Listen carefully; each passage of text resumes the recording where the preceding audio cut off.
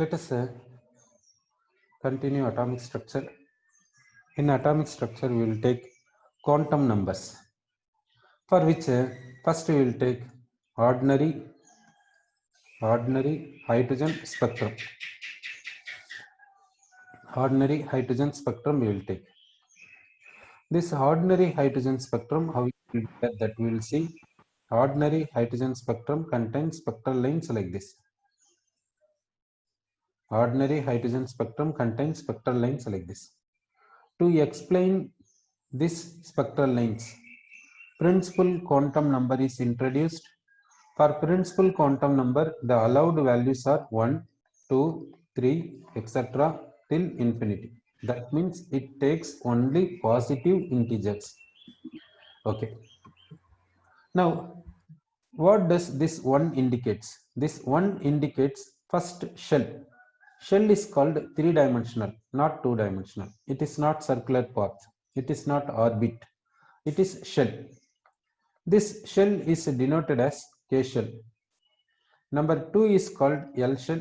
Number 3 is called M shell, and so on. And so on like this.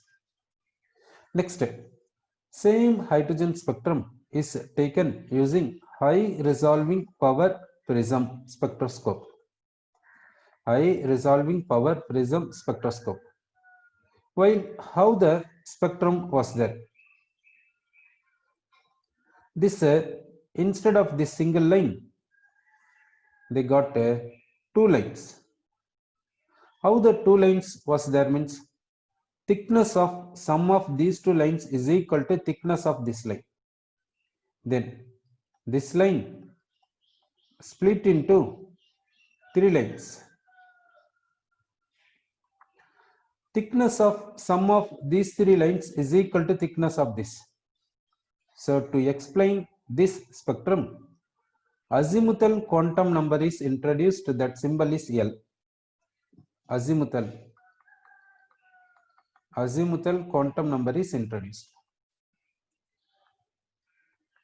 Azimuthal quantum number is introduced. For this, what is the allowed values? Allowed values, L is equal to start from 0, 1, 2, 3. It takes till n minus 1. L is called azimuthal quantum number. It is introduced to explain this spectrum. For this, allowed L values 0, 1, 2, 3 till n minus 1. N is called this principal quantum number. N is called this principal quantum number. So L value so and so. Now we will take n is equal to 1. That is called the first shell. That is K shell. For this shell, what is the allowed L value?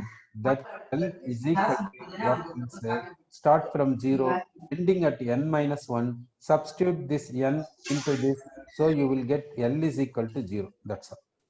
So for n is equal to 1, possible azimuthal quantum number is only one value, that is 0. Next, we will take n is equal to 2. L shell. For this, what is the allowed azimuthal quantum number values? For which substitute this n is equal to 2, substitute. How much you are getting, you see. So starting from, what is the starting value of azimuthal quantum number? 0. What is the maximum value? This n minus 1. Substitute this n into this place. How much you will get, you see. So L is equal to 0, 1. Therefore, for second shell, what is the azimuthal quantum number values possible? One is 0, another one is 1. So how many L values possible? 2 L values possible, that is 0, 1. Then we will take n is equal to 3. That is third shell called M shell. Now we will substitute this 3 into this place. For L, starting value is 0. Next 1, it continues. The maximum is n minus 1. Substitute this n here. So what is the value you will get? You see, L is equal to 0, 1, 2. That means 3 L values we are getting. Sir, next step. To explain this ordinary hydrogen spectrum, what is introduced means shell is introduced. To explain this high resolving power prism spectrum, hydrogen spectrum, what is introduced means this shell consists of subshells. This shell, each shell consists of subshells. How many subshells possible means for first shell, azimuthal quantum number has one value, therefore one subshell is possible. One subshell is possible. For second shell, azimuthal quantum number has two values, therefore two subshells are possible. Two subshells possible. For third shell, azimuthal quantum number has three values, therefore three subshells are possible. Three subshells. So here in this case, principal quantum number is 1, number of subshells possible is 1. Principal quantum number here 2, number of subshells possible is 2. So that number of subshells possible is nothing but principal quantum number set. Next continuation, n is equal to 1, azimuthal quantum number is equal to 0. So one subshell, that subshell is denoted as S. This subshell denoted as S. Then n is equal to 2, possible L values 0, 1. For L is equal to 0, when azimuthal quantum number is 0, that indicates S subshell. Azimuthal quantum number is equal to 1, that indicates P subshell. Then n is equal to 3, third shell. For this allowed L values 0, 1, 2. L is equal to 0 indicates S subshell. L is equal to 1 indicates P subshell. L is equal to 2 indicates D subshell. Each shell is having S subshell. Third shell is having S subshell. Second shell is having S subshell. First shell is having S subshell. How to distinguish them? For which keep principal quantum number in front of that. So this is S subshell. It belongs to first shell. Therefore 1s. This S subshell belongs to second shell. Therefore it is 2s. This S subshell belongs to third shell. Therefore it is 3s. So 3s indicates this S subshell belongs to third shell. This 2s indicates this S subshell belongs to second shell. This 1s indicates S subshell belongs to first shell. In that way, P also. This P subshell belongs to second shell, therefore it is 2P. This P subshell belongs to third shell, therefore it is 3P. This D subshell belongs to third shell, therefore it is 3D. So first shell contains one subshell, that is 1s. Second shell contains two subshells, that is 2s and 2p. Third shell contains three subshells, that is 3s, 3p, 3d. So now you say fourth shell contains how many subshells? Okay, fourth shell contains how many subshells? What are the allowed L values? What are the allowed L values? 0, 1, 2, 3. Maximum L, maximum azimuthal quantum number is n minus 1. L is equal to 0 indicates 4s. 1 means 4p. Here 2 means 4d. 3 means 4f. What are SPDF? These SPDF symbols are taken from spectroscopic terms. S is taken from the spectroscopic term that is called sharp spectrum. Sharp spectrum. P is called principal. P is called principal. D is called diffused. D is called diffused. F is called fundamental. F is called fundamental. So this SPDF, these letters are taken from first letters of these words. These words are belonging to spectrum. So these words like this. Okay. So now we discussed what are the quantum numbers. One is principal, another one is azimuthal. For what sake principal quantum number is introduced? To explain hydrogen spectrum of ordinary spectrometer. For what sake azimuthal quantum number? To explain high resolving power prism hydrogen spectrum. Okay. Next, we will see again. First, hydrogen spectrum is taken using ordinary spectrometer, that is like this. Next, spectrum is taken using high resolving power prism, that is, instead of this single line, here two lines. Instead of this single line, here three lines. Instead of this single line, here four lines. So now why we got like this? This is ordinary. This is ordinary, we can say. It is a high resolving power. High resolving power prism spectrometer. Okay. Now, first we will take, to explain this ordinary, what we will do, that we will see. Now, we will take higher levels like this. We will take higher levels like this. If electron jump from second level to first level, we will get one spectral line. If electrons jump from second level to first level, this electron, it is first electron, it is EI. It is jumping from second level to first level, we will get one spectral line. It is EY. It is jumping from second level to first level. To this also, we will get one spectral line. This spectral line merging over this spectral line. EZ will take. This is jumping like this. Due to this, we will get one spectral line. All the three spectral lines are merging with each other. Therefore, intensity will be increased. Okay. Now we will think about regarding the subshells.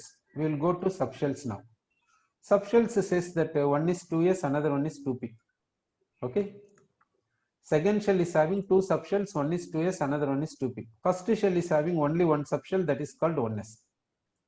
Okay, now we will take electron jump. If electron jump from 2s to 1s, we will get one spectral line.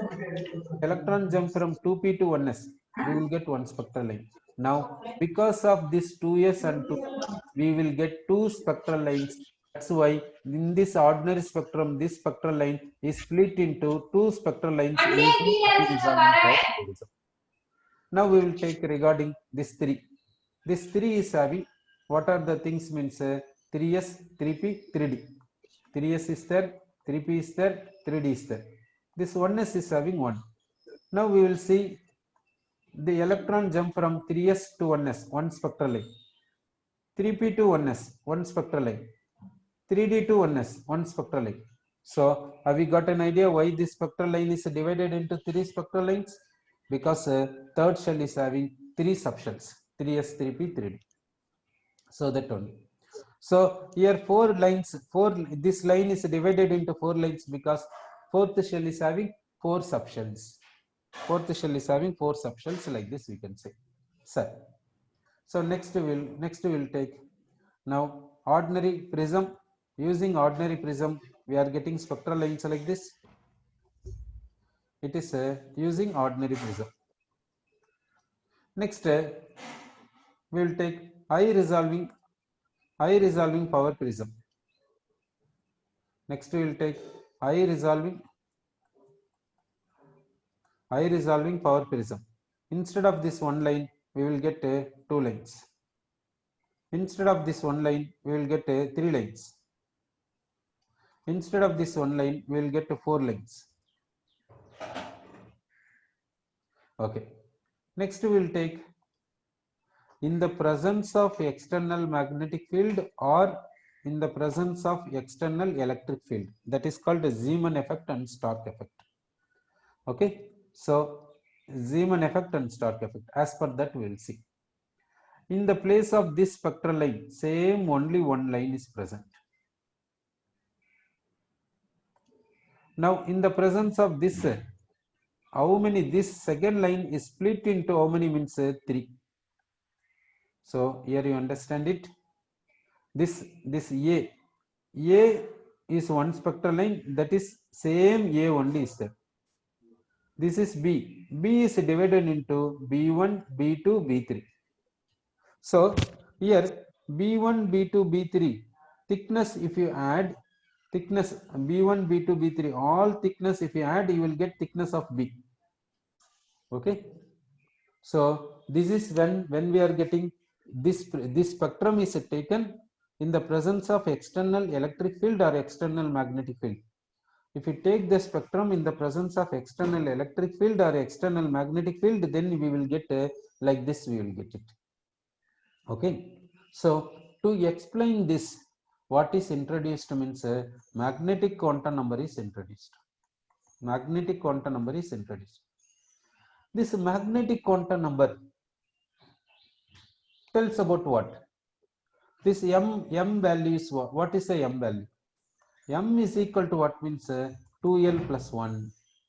This m magnetic quantum number, m is equal to 2 into l azimuthal quantum number plus 1. M is equal to 2l plus 1.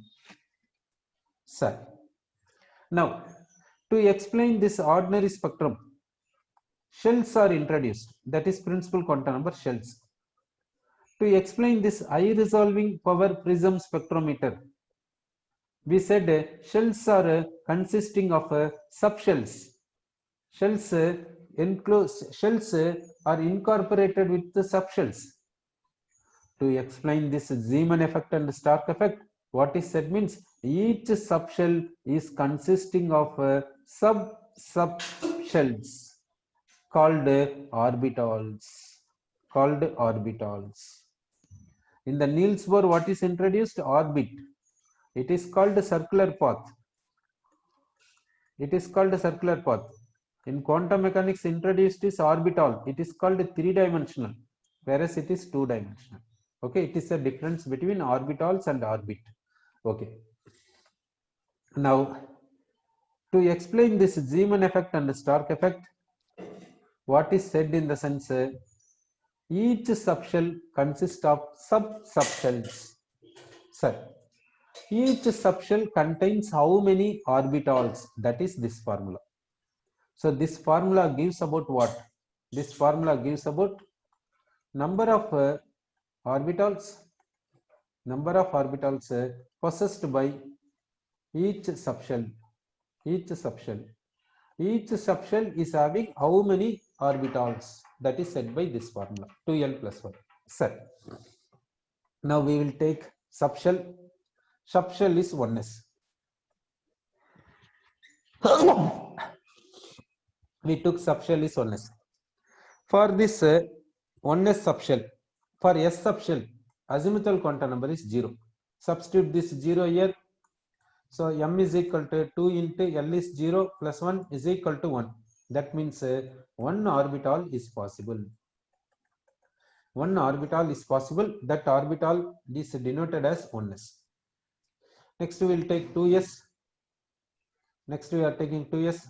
S subshell. For s subshell, l is equal to 0. M is equal to, substitute this L value into this formula. We will get 2 into 0 plus 1 is equal to 1. So 1 orbital is possible. That orbital is 2s. So next we will take subshell 2p. For p subshell, azimuthal quantum number is 1. Substitute this 1 into this formula. Magnetic quantum number is equal to 2 into 1 plus 1 is equal to 3. So 3 orbitals possible. For 2p, 3 orbitals possible. They are denoted as 2px, 2py, 2pz. So for 2p, 3 orbitals are possible. They are 2px, 2py and 2pz. Next we will see for 3s. S means azimuthal quantum number is 0. Substitute into the formula 2l plus 1. So 2l plus 1 substitute, you will get 1. So that 1 orbital possible. That orbital is 3s. Next we will take 3p. For p orbital, for p subshell, l is equal to 1. Substitute in the formula. M is equal to 2 into 1 plus 1 is equal to 3. So 3 orbitals possible. 3 orbitals possible. They are 3px, 3py and 3pz. 3 orbitals. Then 3d we will take 3d subshell. D for d subshell, l is equal to 2. Let us substitute l is equal to 2 here. M is equal to 3 into 2 plus 1 is equal to how much? Here one mistake is there. What is the mistake? In the sense this, it is not 3, that is 2. because formula is 2l plus 1. So it is equal to 5.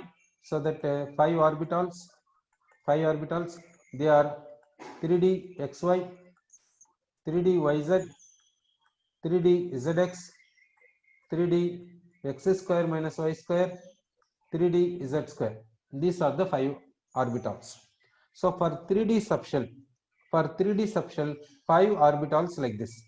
For 3p subshell, 3 orbitals like this. For 3s subshell, 1 3s orbital.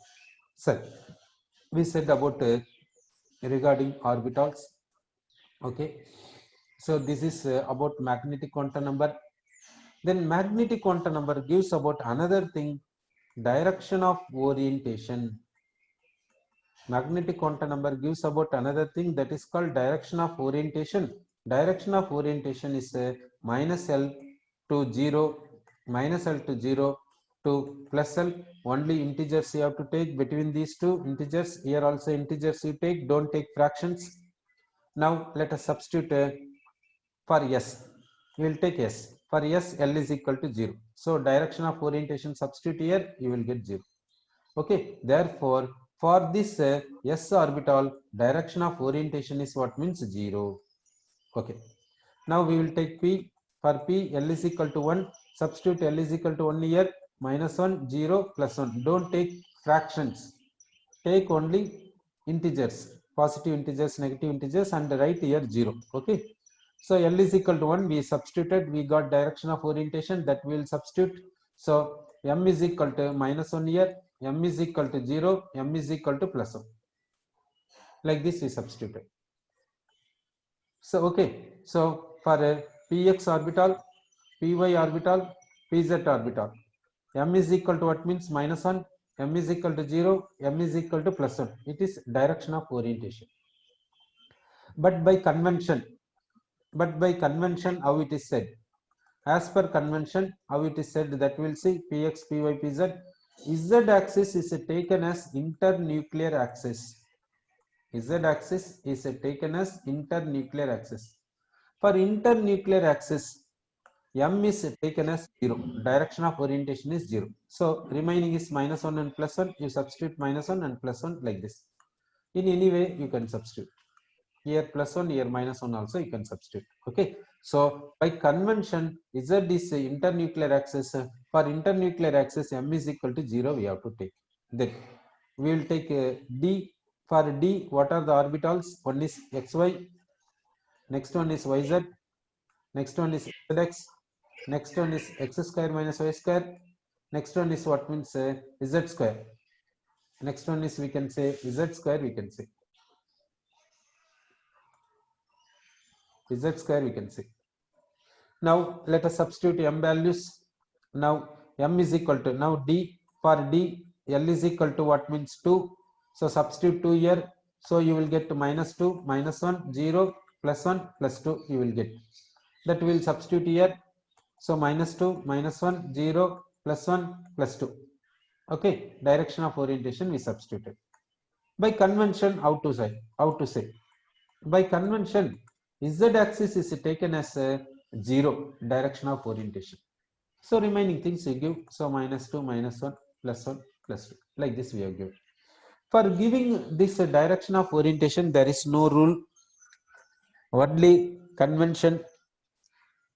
Convention alone we are considering. Remaining things we are not considering. So like this we will give direction of orientation. Okay, sir. Now we will see conclusion. We will see. Now first N. N is called a shell. N is representing shell. First shell we will take. For this allowed azimuthal quantum number is 0. Okay, that means one subshell, that is 1s. For this magnetic quantum number, as per 2l plus 1 formula says, one orbital possible here. One orbital possible, that is 1s. Sir. Next we will take, next this says that first shell contains one subshell, that is 1s. 1s subshell contains one orbital, that is 1s. Okay, next N is equal to 2, it is second shell. For second shell, what are the allowed L values? What are the allowed azimuthal quantum number values? 0, 1. Azimuthal quantum number 0 indicates one subshell, that is 2s subshell. This 2s subshell is having one orbital, that is 2s orbital. Sir. Next, azimuthal quantum number is equal to 1. Azimuthal quantum number 1 means one subshell. That subshell is called 2p subshell. This 2p subshell is having 3 orbitals. They are 2px, 2py, 2pz. 3 orbitals. 2p subshell is having 3 orbitals. Second shell is having 2 subshells. One is 2s, another one is 2p.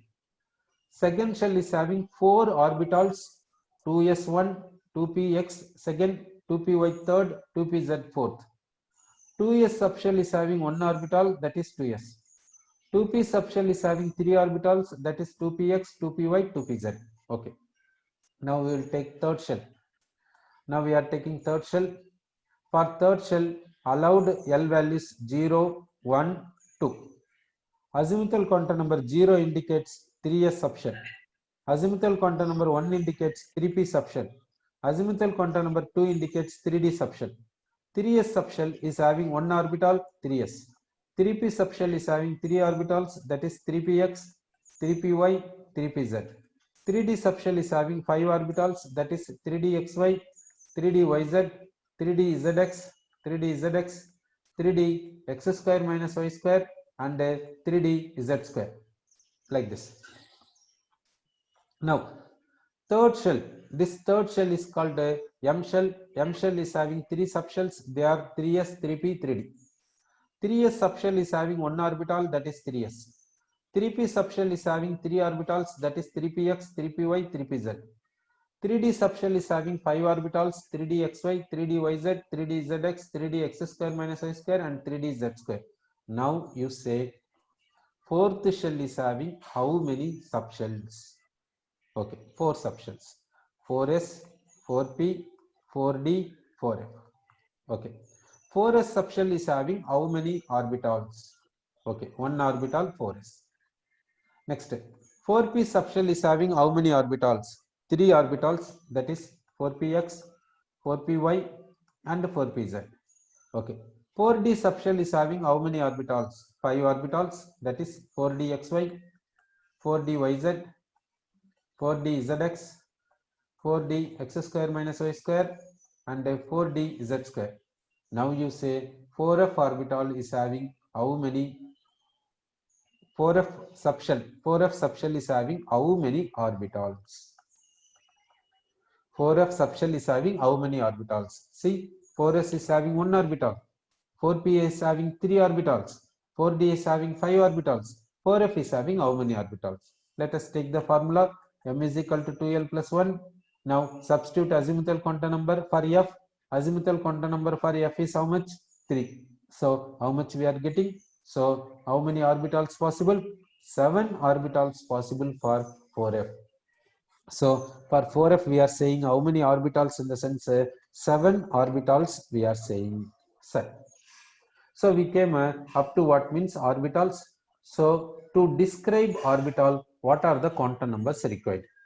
To describe orbitals, what are the quantum numbers required? You see,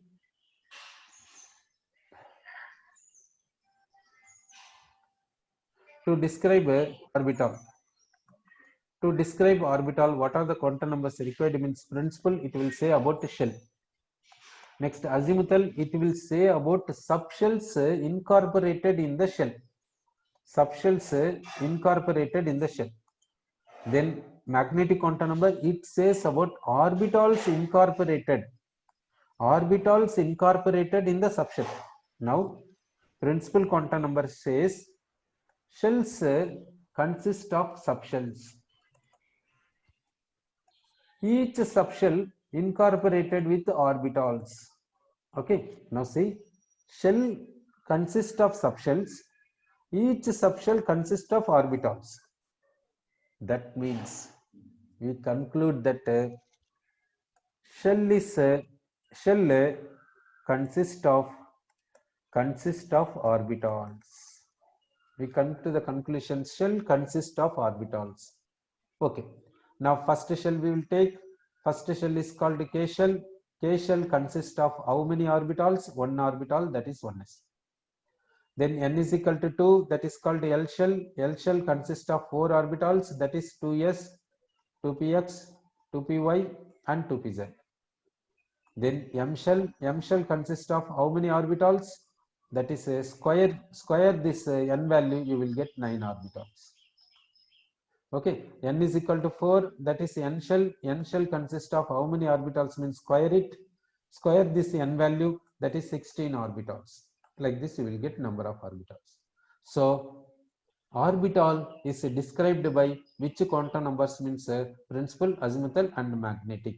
Like this you can say. So orbital is described by how many quantum numbers? Principal, azimuthal and magnetic, we can say. Sir, next one is called next quantum number, that is, you know why that quantum number is introduced, that we will see. Now we will take spectrum of alkali metal. For example, spectrum of sodium. Sodium spectrum we will take. For example, sodium spectrum means either emission spectrum, otherwise absorption spectrum, any one you take it. Sir, suppose we are taking emission spectrum. In the emission spectrum, how it is there? Means two yellow color lines are there, remaining are dark lines. Okay, that is it is yellow color line. It is at 5890 angstrom. This is yellow color line. Yellow color line, it is at 5896 angstrom. Okay, so two yellow color lines present in the sodium emission spectrum. Okay, now how this yellow color line is there? On close observation says that this 5890 angstrom yellow color line, yellow color spectral line consists of two equally spaced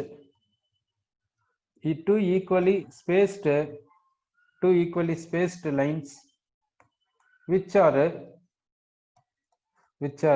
merged with each other, like this it appears.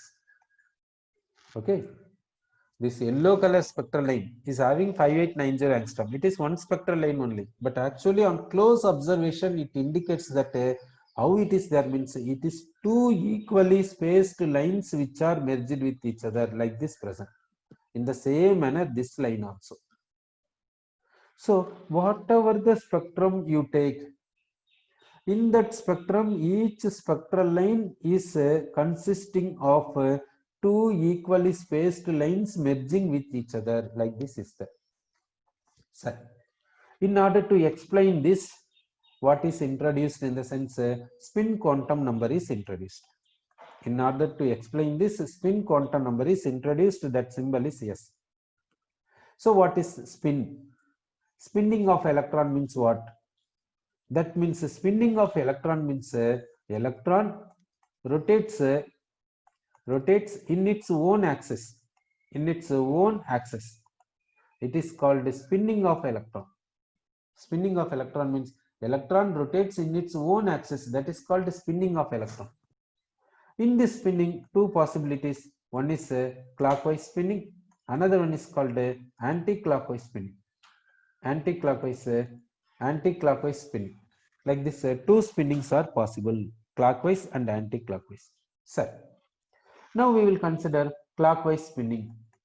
Now we will take clockwise spinning. We will take this clockwise spinning in the sense charge, electron is spinning, electron is moving in the sense mechanical energy. Moving in the sense mechanical energy. And which is moving? Electron is moving. Electron means charge. Charge is moving. Charge is moving in the sense that is called current. So when mechanical field and electric field are there, what field will be produced? In the sense magnetic field will be produced as per Fleming's left hand rule. Since magnetic field is produced, electron is acting like a tiny magnet. Electron is acting like a tiny magnet, we can say. Now, how this clockwise electron and anti-clockwise electron is said in the sense, so clockwise spinning electron means it is acting as a tiny magnet. How this tiny magnet will be there?